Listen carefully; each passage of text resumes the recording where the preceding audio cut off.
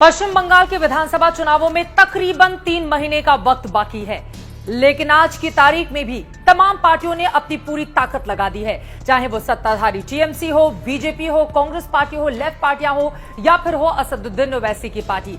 आपको बताते चले, पश्चिम बंगाल में मुस्लिम वोटरों को रिझाने के लिए, ममता बनर्जी को हटाने के लिए अब असदुद्दीन ओवैसी ने एक बड़ा प्लान तैयार किया है और इसी के तहत बिहार विधानसभा चुनावों में जो उनके चुने हुए 5 विधायक हैं, उनको उन्होंने ऑब्जर्वर के तौर पर पश्चिम बंगाल में नियुक्त कर दिया है।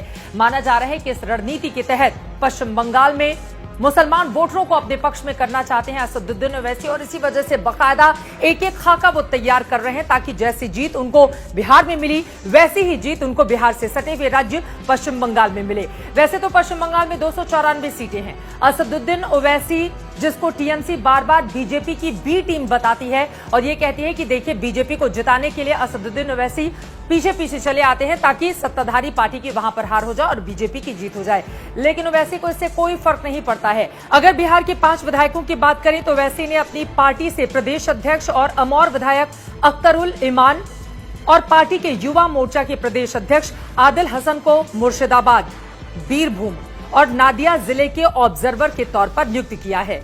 जोकीहाट विधायक मोहम्मद शहनवाज और कोचा धामन विधायक मोहम्मद इजहार अस्फी को ओवैसी ने उत्तर दिनाजपुर, दक्षिण दिनाजपुर, कूच बिहार और अलीपुरद्वार जिले में ऑब्जर्वर के तौर पर नियुक्त किया है।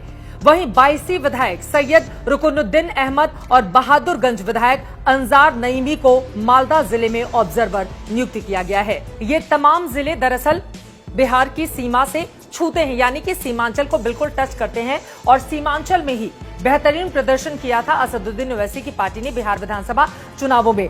दरअसल इन तमाम जिलों में जहां पर असदुद्दीन ओवैसी अपनी पार्टी की किस्मत पश्चिम बंगाल में आजमाना चाहते हैं, चाहे वो 2011 हो चाहे 2016 हो, ममता बनर्जी की पार्टी टीएमसी ने यहां पर शानदार प्रदर्शन किया था, लेकिन अब उसी में सेंधमारी करके, उसमें सेंध लगाकर वो मुस्लिम वोटरों को अपने पक्ष में करना चाहते हैं, बिल्कुल वैसे ही जैसा उन्होंने बिहार में किया था।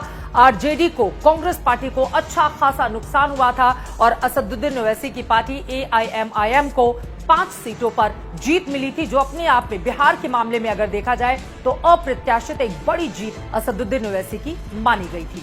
बंगाल के जिन जिलों में बिहार के विधायकों को ऑब्जर्वर बनाया गया है, वहां 2011 जनगणना के हिसाब से मुस्लिम आबादी के बारे में जानिए।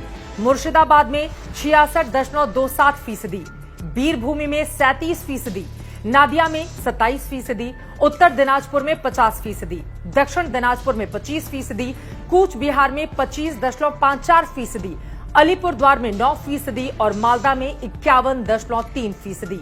ये बड़ी तादाद है मुस्लिम वोटरों की और यकीनन अगर सेंधमारी करने में कामयाब हो जाते हैं असदुद्दीन ओवैसी तो बड़ी जीत उनकी हो सकती है, जैसा कि बिहार विधानसभा चुनावों के दौरान हम सब ने देखा था। ये तो हमने बात कर ली बिहार के वो 5 विधायक जिनको ऑब्जर्वर के तौर पर नियुक्त किया गया है पश्चिम बंगाल में, खासतौर से सीमांचल से जुड़े हुए इलाकों में। लेकिन अब आगे बढ़ते हुए आपको बता देते हैं तेलंगाना के वो कौन से 2 विधायक हैं जिनको अब तेलंगाना से सीधे सीधे भेज दिया गया है पश्चिम बंगाल, ताकि पश्चिम बंगाल की राजनीति में एआईएमआईएम अपनी पैठ बना पाए। तेलंगाना के 2 विधायक हैं जफर हुसैन मिराज और रियाजुल हसन इफंदी, जिन्हें कोलकाता, हावड़ा, हुगली, मिदनापुर, पूर्वी वर्धमान, पश्चिमी वर्धमान, उत्तर 24 परगना और दक्षिण 24 परगना के लिए ऑब्जर्वर के तौर पर नियुक्त किया गया है। तो ये अपने विधायकों के जरिए असदुद्दीन ओवैसी का अच्छा खासा प्लान पश्चिम बंगाल को जीतने के लिए, लेकिन ये उनके लिए इतना आसान नहीं होगा क्योंकि पश्चिम बंगाल की मुख्यमंत्री ममता बनर्जी के लिए भी मुस्लिम वोटरों को लुभाने के तमाम वायदे किए गए हैं और उसके तहत बहुत सारी सुविधाएं भी दी जाती हैं। ऐसे में असदुद्दीन ओवैसी की पार्टी पश्चिम बंगाल में तकरीबन 30% मुस्लिम आबादी को क्या अपने पक्ष में कर पाएगी? ममता बनर्जी के वोटरों में क्या सेंधमारी कर पाएगी? सेंध लगाकर अपने पक्ष में क्या वोट जुटा पाएंगे असदुद्दीन ओवैसी? बिल्कुल वैसे ही जैसा कि उन्होंने बिहार में कमाल का प्रदर्शन किया था। इस पर लगातार बनी हुई है आज तक की नजर।